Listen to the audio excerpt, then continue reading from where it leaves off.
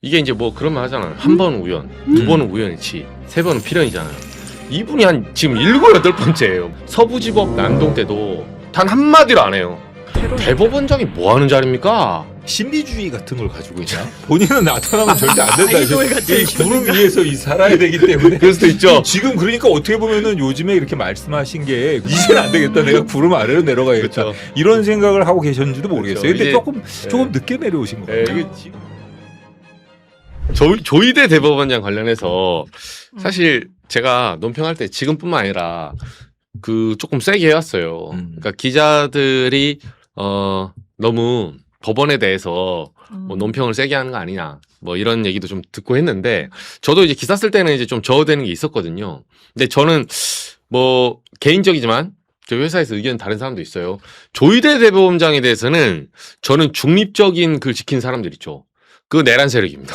그렇게. 사실상 그 동조하는 거예요. 이거는 제가 한 번 뭐 좀 그랬으면 이해하는데, 아니 뭐 정신이 없다 보면 솔직히 그럴 수 있죠. 뭐 그 불법기업 다음 날, 아니 감찰관님은 그 사표 던지고 목숨 걸고 그 사선을 한참 전 일이라서. 네, 그 사선을 걷는 건데 이게 상식의 눈으로 판단되는 시간인데 그로부터 그 개헌 불법기업 일어난 지 거의 한 12시간이 지났어요. 출근길에. 이분 뭘 하는지 아세요? 뭐 사법부의 본연의 임무에 충실하겠다. 뭐 이럴 때일수록 사법부는 예를 들면 신중하게 뭐 하겠다. 이런 식으로 진짜 어디 하나만한 소리 하더라고요. 그 이미 다 그리고 중간에 물론 제가 이제 새벽에 우당탕탕 할 때 조희대 대법원장한테 뭐 대단한 걸 요구하지는 않습니다. 본인도 목숨이 아깝겠죠. 근데 이미 다 계엄 선포하고 뭐 하고 그다음에 고민하다가 윤석열 해제까지 했어. 국회 해제까지. 모든 상황이 끝났어요. 기승전결이 다 끝났어. 근데 그러면 조금 안전할 때 아닙니까?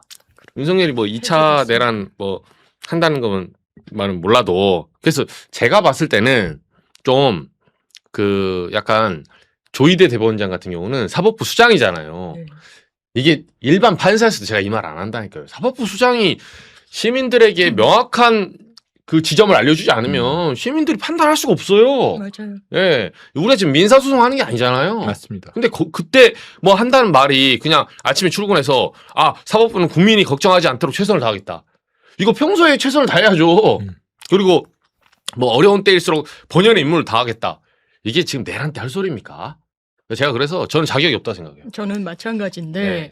제가 이제 말씀 지금 드려도 되면 일단 제가 그 말씀을 듣고 상당히 공감했던 게 삼권 분립은 입법, 사법, 행정이에요. 주권자가 직접 선출하는 게 입법과 행정이에요. 사법부는 주권자인 국민이 직접 선출하지 않습니다. 그렇죠. 간접적인 방식으로 민주적 정당성을 확보하는 기관이에요. 그게 헌법에도 그래서 국민이 직접 선출한 최고 권력인 대통령이 임명하도록 돼 있어요. 간접적인 방식으로 그렇죠. 그 정당성을 민주적으로 부여받는 거예요.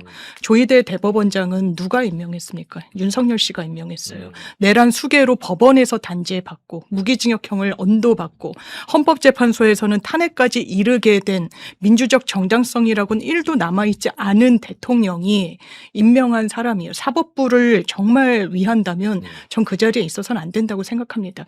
이게 사법파동이라고 해서 전두환 씨가 임명했던 대법원장을 노태우 전 대통령이 그대로 재임명하려고 했던 때가 있었어요. 그게 문영배 재판관이 쓴 책에 호의에 대하여 한기택 판사님 이야기가 나오는데 돌아가셨는데 사법파동의 주역으로 알려져 있어요. 그때 법원에서 소장파 이 법관들이 우리가 이런 상황은 용인할 수 없다라고 사법부의 독립을 위해서 그리고 그 위상을 위해서 들고 일어났던 때가 불과 몇십 년 전이었어요. 지금 법관들 그런 결기는 없다라고 보여지고요. 그 당시에 제가 그 문영배 재판관의 책을 보면서 그 과거의 상황을 한번 찾아봤어요. 그때도 대단히 많은 수의 법관들이 이름을 올립니다. 그거는 우리가 용인할 수 없다고. 근데 중앙지방법원의 형사 배석 판사들은 저연차고 같은 동기들이 이름을 올리는데 본인들은 이름을 올리지 않았다고 하더라고요. 그래서 빠진 이름 중에 하나가 조희대 판사입니다. 그 아주 그러니까 이게 좀 어떻게 보면 좀 미안하지만 이게 초반에 싹수부터가 좀 이게 말하자면 어린 시절에 사람 변하지 않는다고. 근데 그 시절이 네. 그 서울지방법원 시절이 아니라 그러니까 서울형사지방법원, 서울지방법원이 아니라 한때 서울형사지방법원, 민사지방법원이 분리되어 있던 나눠져 있던 공간 소관만 때가 나눠져 있고 그랬다면. 그렇죠. 나눠져 네. 있던 시절이 있었는데 아마 그 시절인 모양인데 그 시절에는 역사 얘기를 그 시절에는 이 뭔가 좀 시국 사건에 대해서 애매한 입장, 본인들이 보기에 전두환 정권 입장이나 이런 데에서 좀 위험한 입장을 취하는 판사들은 형사지방법원에 배치를 못하도록 했고, 무죄 줄까봐. 네, 뭐 그런 시절입니다. 아. 그런 시절입니다. 예를 들면 그 시위사범에 대해서 온정적인 판결을 선고한다던가, 뭐 혹은 가끔 가다 보면 영장도 막 기각하고 그런 사람들이 있었거든요. 있죠. 그때는 영장 기각이라는 게 없었어요. 음. 검사가 여기서부터 여기까지 불구속 기준 딱 세워서 영장 청구하면 뭐 그땐 신문제도가 없었으니까 100% 발부되고 이러던 시절이거든요. 그러던 시절이었으니까 그때는 뭐 그렇다면은 어떤 평가를 받았던 사람인지는 알 수 있을 것 같네요. 네. 그래서 제가 이제 초반부터 좀 열불나 했는데 저는 이게 이제 뭐 그런 말 하잖아요. 한 번은 우연, 두 번은 우연이지, 세 번은 필연이잖아요. 이분이 지금 7, 8번째예요. 뭐 왜냐면 서부지법 난동 때도 단 한마디로 안 해요. 난동 뭐 법원 들어가서 그 폭도들이 부시고 그러잖아요. 이걸 물리적으로 판사들을 위협한 거거든요. 그렇죠. 그러면 테러예요, 대법원장이 뭐 하는 자리입니까? 그 대법원장 아니어도 예를 들면 폭도들이 경찰청 부셨어요. 경찰청장이 가만히 있겠어요? 무조건 입장문이 나와야 돼요. 무조건. 엄정 대응하라고. 뭐 과잉 처벌도 필요 없고 과소 처벌도 필요 없어요. 엄정 대응하라. 우리 조직에 보호해는 하물며 법원 아닙니까? 그게 아마 그때 당시에 그 천대엽 법원행정처장님이 직접 서부지법 앞에까지 가가지고 메시지 낭독하시고 그랬죠.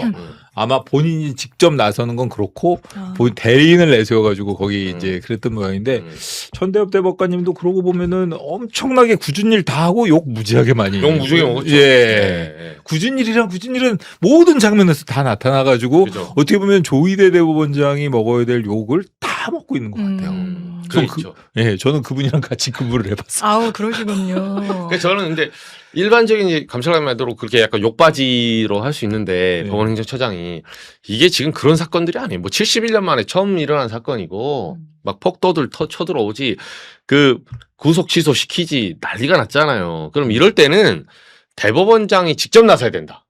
그렇죠. 저는 그래 봐요. 뭐 신비주의 같은 걸 가지고 있나? 본인은 나타나면 절대 안 된다. 아이돌 같은 이 구름 위에서 살아야 되기 때문에. 그럴 수도 있죠. 지금 그러니까 어떻게 보면은 요즘에 이렇게 말씀하신 게 구름 아래로 내려오신 모습을 드디어 이제는 안 되겠다. 내가 구름 아래로 내려가야겠다. 그렇죠. 이런 생각을 하고 계셨는지도 모르겠어요. 그렇죠. 근데 이제 조금 늦게 내려오신 것 같아요. 이게 진압 다 되고 하니까 네. 겁나 느린 엘리베이터 타고 내려오셔요. 조금 늦게 내려오신 것 같아요. 네. 그러니까 그렇게 생각했을 수는 있어요. 이게 우리는 저 위에 있고 저 이렇게 행정처장 구름 아래로 내려가서 막아라 그랬는데 이게 안 막아지니까 이제 네. 본인도 이제 스스로 내려오신 거 아닐까 이런 생각을 할 수 있을 것 같아요. 근데 저의 의심인데 이 장 변호사는 또 정치인이기도 하니까 어떻게 보세요? 저의 음모는 뭐냐면 감찰관님은 이제 세상을 좀 투명하게 보시니까 제가 합리적인 소설을 한번 써볼까요?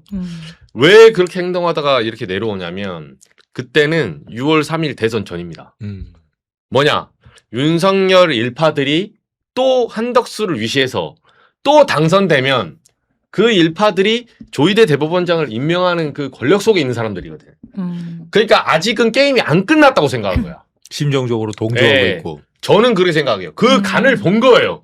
그 간을 봤기 때문에 마지막까지 파기환송도 끼어든 거야. 사실은. 음모론 아닌 것 같은데. 이게 그냥 정설 아닌 것 같은데. 정설. 네, 그냥 오피셜이죠, 솔직히. 그런데 추정이 합리적으로 가능하고 예. 그 행보에 맞게끔 했죠. 이제 예. 국민의 편에 있을 것이냐 아니면 아주 어떻게 보면 법원 기득권 내지는 이 주류 기득권층이라고 본인이 평가하는 그쵸. 그 세력에 몸담을 것이냐와 관련해서 평가하자면 누가 보더라도 사법부의 수장이 후자에 있었던 거예요. 그쵸. 국민 편에 단 하루도 있지 않았습니다. 이 내란 국면에. 제가 아, 그게 아주 결정적인 거예요. 네. 지금 사실은 뭐 이렇게 법원에서 뭐 여러 가지 뭐 이유를 대면서 이렇게 사법 개혁에 대해서 오늘 조희대 대법원장도 그렇고 노태학 대법관도 퇴임하시면서 여러 말씀이 있지만 검찰도 그렇고 법원도 그렇고 결국 그렇게 공격을 받게 되는 거는 때로는 어떻게 보면 법리를 내세우다 보면 이 국민 대다수의 여론하고 좀 다른 판단을 할 수도 있겠죠. 하지만 중요한 거는 국민과 함께 있다. 어쨌든 국민과 함께 그렇죠. 있다는 인상, 국민과 함께 고통을 함께 하고 그렇죠. 있다는 인상을 주는 것인데 헌법재판소가 그랬잖아요. 헌법재판소의 판단이라던가 헌법재판소에서의 그 판결 이유라던가 이런 설명 같은 거 해줄 때 지난번 탄핵 사건 때 이런 설명 같은 걸 보면 박근혜 대통령 때도 그렇고 어떻게 보면 이번에 윤석열 그 탄핵 사건 때도 그렇고 국민과 함께 있다라는 그렇죠. 그런 인상을 줬다고요. 그렇죠. 그러니까 어떻게 보면 신뢰가 높아지는 거예요. 그렇죠. 그러니까 결국 근데 이렇게 국민과 함께 있지 못하고 이렇게 구름 위에서 논다는 인상이라던가 국민과 이렇게 좀 싸우려고 하는 인상을 그렇죠. 준다던가 그러면은 불신을 받을 수밖에 없게 되는 거죠. 아니면 지나치게 라틴어를 많이 쓴다던가 사자성어를 갑자기 로마 사람으로 지나치게. 빙의해가지고 그 로마 시대로 제정 로마 시대로 돌아가가지고 라틴어하고 이러면 국민과 함께 있는 게 아니죠. 그건 로마 사람들과 함께 있는 거죠. 그렇죠. 그거는. 그 예. 잘난 척하지 마시고 그 이태리 가서 하세요. 예. 그렇게 잘났으면. 이태리에서도 말은 통하겠지만 이거 옛날 말인데 이러면서 약간 고어 느낌. 예, 이게 예. 옛날 말인데 뭐 예. 숍을 우리가 뭐 발견하네? 제방내가 같은 거 하고 있는 거지. 그러니까. 예. 예. 바깥 사람이 와가지고 외국인이 그 얼마나 코미디입니까. 그래서 사법부가 저는 이게 기계적 중립에 대해서 이 계엄 때 많이 깨달았어요. 그래서 저보고 뭐 과격분자다 이정주 저씨 뭐 무슨 이재명 빠다 별소리 다 들었거든요. 근데 제가 좀 깊게 생각해봤는데 이거는 여기서 기계적 중립을 한다는 거는 굉장히 비겁한 거예요. 저도 예, 마찬가지. 여기서도 조희대 대법원장을 비판하지 않는다? 안 됩니다. 그거는 사실상 그럼 결과적으로 불법 계엄 세력에게 도움을 주는 거예요. 그렇죠. 제가 비판하고 있는 건 아니고 그냥 사실을 얘기하고 있는 거예요. 사실을 얘기해도 비판이라고 오해받는. 그렇죠. 거기서는 그렇게 생각하거든요. 법원들이 조금만 사실 얘기해도 자기들은 그걸 비판이라고 얘기해요. 긁히는 느낌이 있죠. 예. 이게 법원 우월주의 이런 거 내려와야 돼요. 오늘 노태학 대법관님 말씀하신 음. 거 사법부의 독립이 뭐 이렇게 비판에 대한 이렇게 어떻게 보면 방패막이가 그런 목적으로 쓰라는 게 아니지 그렇죠. 않습니까? 근데 어떻게 보면은 판사들은 그 사법부의 독립이라는 게 어떠한 비판도 받지 않는 것 그리고 어떠한 비리를 저질러도 거기에서 면죄부 받고 면책되고 제가 아주 오래전의 일이지만 저 그 사법권의 독립이라는 말이 가장 남용되고 오용된 사례를 하나 제가 예를 들자면 제가 옛날 일이에요. 그러니까 뭐 아주 요즘 판사님들이 그렇다고 생각하지 마시고 한 25년 뭐 이 정도 전의 일인데 아주 오래전 일인데 90몇 년도에. 예, 그러니까 자기 고등학교 선배, 그 다음에 대학교 선배, 같은 대학 나왔죠. 그리고 연수원 동기인 변호사가 선임된 사건이에요. 네. 그 집행유예 기간 중에 그러니까 조금 그렇죠. 많이 친한 사람. 예, 친한 사람이죠. 공무집행방해로 집행유예 기간 중에 있었던 조직폭력배. 폭력 전과 여러 번 있어요. 거기가 또 고무집행방해를 해서 구속됐는데 이렇게 접견부를 뜯어보면 뭐라고 돼 있냐면 나 이번 변호사 선임 잘해가지고 나 벌금으로 나갈 거니까 주말에 골프장 예약해놔 이런 게 돼 있거든요. 진짜요? 우리가 그걸 확인을 해가지고 어머. 그 이제 이렇게 여러 가지로 조사를 해봤는데 실제로 벌금형으로 선고받고 나갔어요. 오. 물론 나가는 날 우리가 다른 사건으로 내사하던 사건으로 다시 긴급 체포를 해갖고 했지만 나가자. 왜냐하면 우리 나갈 걸 예상하고 설마 풀어주랴 이렇게 생각을 했는데 진짜 풀어줬어요.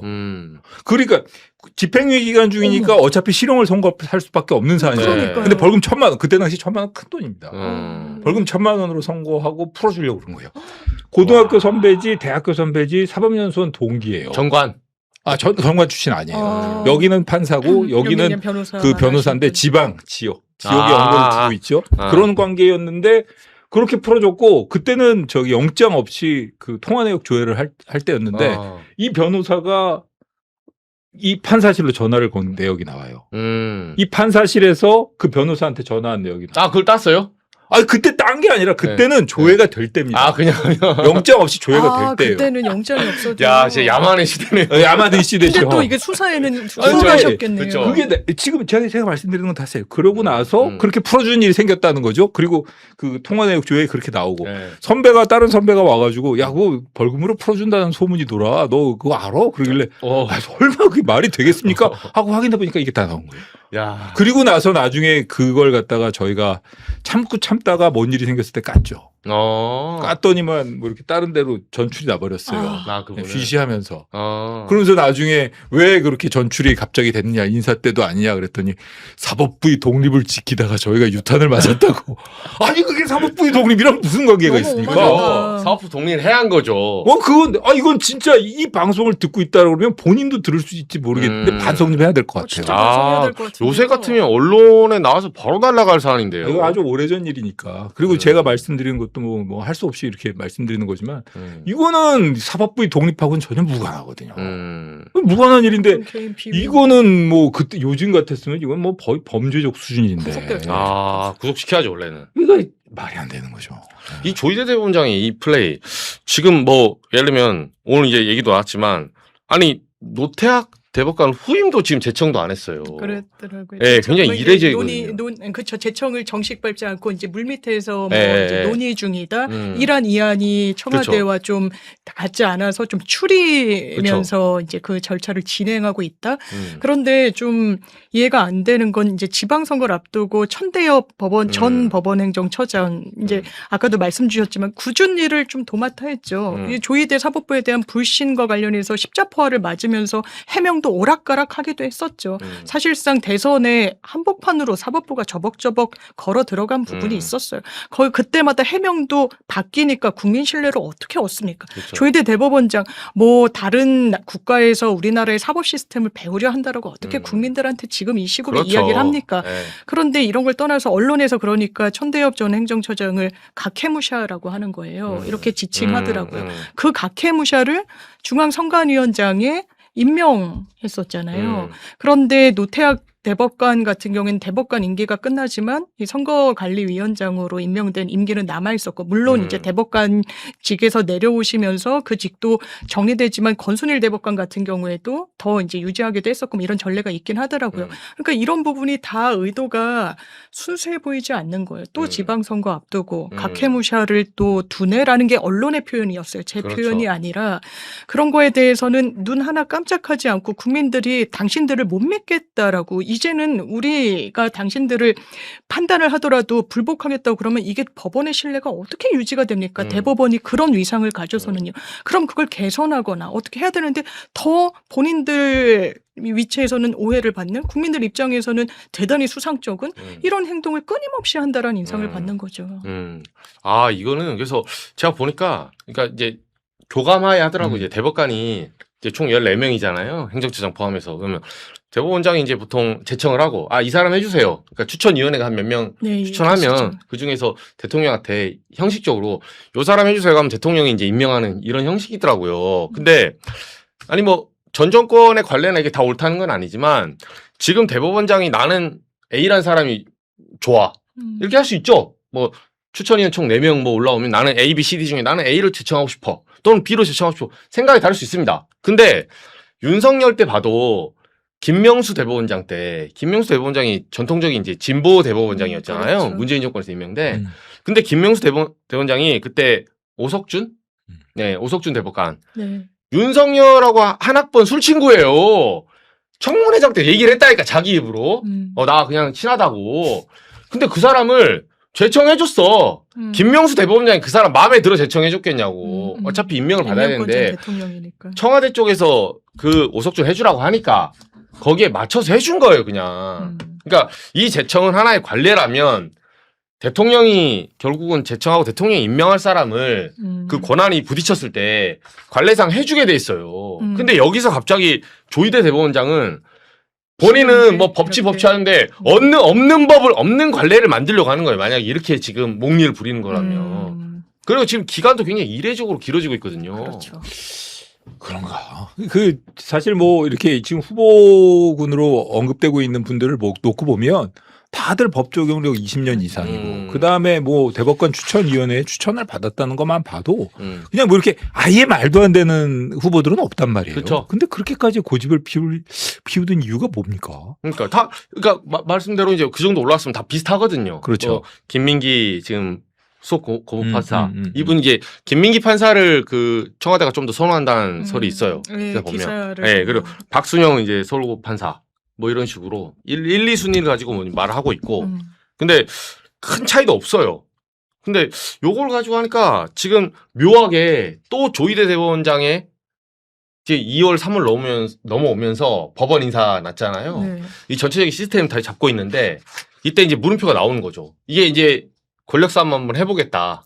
버티는 인상을 당연히 주고 있죠. 왜냐하면 저희가 이렇게 대법관 임명 과정이 언론에 보도될 정도로 지체됐던 전례는 찾아보기가 어려워요. 인사청문회 때 싸우지 보통. 그렇죠. 예. 기본적으로 인사권자, 그것도 헌법의 임명권자로 부여된 건 대통령이에요. 대통령의 권한이라는 건 주권자가 부여했기 때문에 어마어마한 거예요. 아까 말씀드렸다시피 사법부는 간접적인 정당성만 확보하고 있어요. 그러면 이 제청과 관련해서 아까 이 전임 정부의 사례도 말씀 주셨지만 이렇게 어떻게 보면 그 조율 과정이 드러날 정도로 지체하고 그리고 대법관 수 안 늘려도 된다면서요. 그런데 그 한 명이 지금 한 1년에 처리하는 사건 수가 일단 4만 건이 넘으니까 12명이 나눈다고 했을 때는 어마어마한 건데 그럼 그 공백은 없어도 되는 건가요? 이거 메우지 않아도 되는 건가요? 그러니까 앞뒤가 별로 맞지 않아요. 이거는 그 키워드로 보면 이해가 돼요. 사법부의 기득권 유지. 그렇죠. 근데 국민에 대한 어떤 법률 서비스의 향상과 이런 부분을 키워드로 두면 이런 행보는 저는 이해되지 않는다고 생각합니다. 대법관 늘리는 거는 감찰관님은 저는 계속 언제부터 그렇죠. 계속 말씀드렸지 않습니까? 네. 독일 연방 대법원도 그렇고 민사부만 해도 엄청나게 인원이 많다는 거로 알고 있어요. 그렇죠. 그리고 독일 같은 데는 그러니까 연방 대법원이라는 게 기본적으로 3심제에 있어서 최고 법원, 그러니까 법률 해석의 최종적인 권한을 가지고 있는 법원에 지나지 않는 것이지 이게 무슨 뭐 어떻게 보면은 뭐 이렇게 구름 위에서 노는 사람들의 그렇죠. 모임인 것처럼 그런 식으로 행세하는 집단이 아니거든요. 그런 차원에서 놓고 보더라도 지금 뭐 대법원, 그리고 사실 대법원에 지금 사건이 너무 많이 적체되어 있잖아요. 그렇죠. 변호사분들 중에 제가 어디 가든 뭐 그런 얘기 필요 없는 것 같아요. 변호사분들 중에 대법관 늘리는 거에 저 반대하는 분 못 봤는데. 그렇죠. 자기 사건 빨리빨리. 반대하시나요? 아니 저는 반대하는 그러니까 국민의힘의 어떤 그 정파적인 이해 대리인처럼 나와서 싸우는 변호사 일부가 반대하는 거는 들어봤는데 그 현업 변호사분들 중에 저못 그 특히 봤습니다. 그 심리불속행 상고기가 된 분들 같은 경우에 처참해요, 진짜. 저는 한 분도 뵌 적이 없어요. 그러니까 야 그거 그렇게까지 그 뭐야 상고심 판단을 받기 힘들고 그런데 이걸 안 늘리겠다는 이유를 모르겠다고 도대체 이 의뢰인들한테 면이 안 선다고 제 주변에 있는 변호사분들 다 제가 보기엔 변호사 변협에서 투표를 해도 이게 법원의 편을 들어줄까? 80% 나올 것 같은데 그죠. 찬성이. 네. 근데 그런 상황에서 그걸 갖다가 왜 그렇게 반대하는 겁니까? 그러니까 법원이 결국 최고법원으로서 좀 더 구름 위에서 확실히 그 구름을 타고 다녀야 되는데 구름이 부족하다든가 뭐 이런 거 아니고서는 이게 도저히 반대할 수가 없는 거예요. 돈이 부족하면. 그러니까 어떤 이유에서 이거 아니 세금이 더 들어간다? 아 세금 내면 되잖아. 아이, 그 정도 내 서초동에 네. 법원 다시 지으려고 1조 몇천억 안 갖고 가면 네. 아니 그리고 뭐 검찰도 없어진 마다는 뒤에 그죠. 뭐 대검 건물도 가져간다는 얘기가 있던데. 네. 좀 뭐 대검 건물이 대법원 건물에 비해서 그렇게 좋지는 못하지만 뭐 쓸만합니다. 그래도 그래서 그러니까 그런 거 보면 될 것 같은데 저는 그거와 국민을 연관시키는 거는 정말 도저히 납득할 수가 없어요. 네. 그래서 오늘 그 뭐 세계은행 그 무슨 결과 뭐 인용했더라고요. 뭐 세계은행에서 월드뱅크에서 사법부 평가 뭐 결국 민사 재판 분야에서 우리나라가 뭐 항상 최상위권을 차지했다. 그 평가 지표가 어떻게 되는 겁니까? 그리고 어떻게 하는 겁니까? 그 조사 항목이 뭔지도 모르겠고요. 그런 게 중요한 게 아니에요. 지금 네. 보면은 우리나라 국민들이 재판에 느끼는 만족도가 중요한 거죠. 제가 오늘 뭐 사실 좀 하고 싶었던 얘기가 그건데 전자공학과 나왔지 않습니까? 네. 전자공학과 정말 그지같이 출발했습니다. 1960년대에 반도체 트랜지스터한테 못 만들 상황에서 출발해가지고 맞아요. 지금 여기 보면 전자공학 최고 수준에 도달했어요. 우리나라 엔터테인먼트 이거 뭐 맨날 지금 일본 따라 만들고. 그렇죠. 지금 완벽하게 지금 보면은 뭐 이렇게 가요라던가 팝 이런 맞아요. 케이팝 K-팝. 그렇지 않아요? 뭐 그다음에 우리나라 영화 아카데미상도 받잖아요. 그죠. 뭐 칸네 영화제 가서도 타고 모든 분야가 뭐 조선, 항공, 그렇죠. 뭐 국방, 방산 네. 모든 분야가 그렇게 최첨단입니다. 그런데 우리나라의 법조 시스템이 그런 최첨단 그런 그 사회의 여러 가지 저변을 받쳐줄 만한 음. 그런 그 여러 가지 사회 분야를 받쳐줄 만큼 발전했나요? 아, 최악이죠, 진짜. 저는 제가 처음에 법조인 생활을 시작한 게 이제 94년도에 사법시험 붙고 95년부터 지금까지 쭉 흘러왔는데 그런 책임감에 대해서 심각하게 논의하는 그 모임도 없었던 것 같고 야, 우리나라가 이렇게 발전해서 최고의 선진국이 돼가고 있어. 우리나라의 법조는 그 선진국 시스템에 걸맞는 그리고 우리 그 시스템을 뒷받침할 만큼 훌륭하고 진보적인 사법 시스템이 되어야 해. 이런 말 하는 사람들 들어본 적 없어요. 정말 없어요. 맞아요. 진짜 그 일갈이 너무 와닿는데.